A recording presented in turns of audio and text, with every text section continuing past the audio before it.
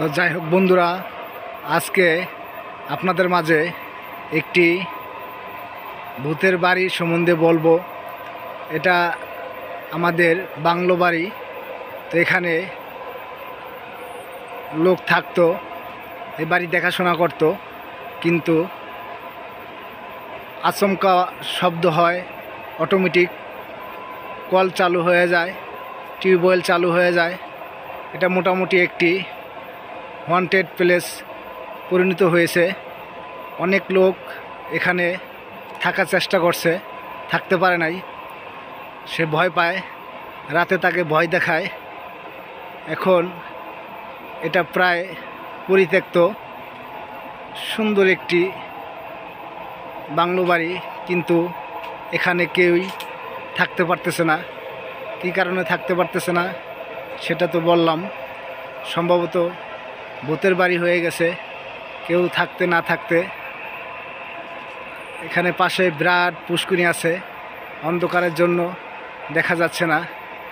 তবে এখানে অনেক লোক আনছি আমরা থাকার জন্য, কিন্তু কেউই এখানে অল্প কিছুদিন থাকতে পারে, এরপর আর থাকতে পারে না। এখানে ভূত বা পিশাচ যাই বলি না কেন, তারা খুব ডিস্টার্ব করে। এটা মোটামুটি একটি ভূতের বাড়ি পরিণত হয়েছে, কেউই থাকতে পারে না এই বাড়িটিতে। তো আমরা আজকে আসলাম, এই বাড়িতে থাকবো, দেখবো যে এই বাড়িতে থাকলে রাতে কি কি সমস্যা হয়। আমি আছি, তো আমার সাথে আরও 3-4 জন আছে, মোটামুটি আমরা 5-6 জনের একটি টিম এই বাড়িতে আজকে থাকবো, যে ভূতের বাড়ি। আজকে আমরা সবাই কেউ ঘুম আসবো না, সবাই সজাগ থাকব, দেখব যেখানে কি কি সমস্যা দেখা দেয় এবং কি কি ঘটনা ঘটে আপনাদেরকেও দেখাবো। আপনারা দেখতে পাবেন ইনশাল্লাহ। সব কিছুই আমাদের ক্যামেরা ফিট করা থাকবে, দেখব যে এখানে থাকলে, রাতে থাকলে কি কি সমস্যা হয়। আপনারা ভিডিওটি দেখলে বুঝতে পারবেন, আপনাদেরকেও শেয়ার করব ইনশাল্লাহ।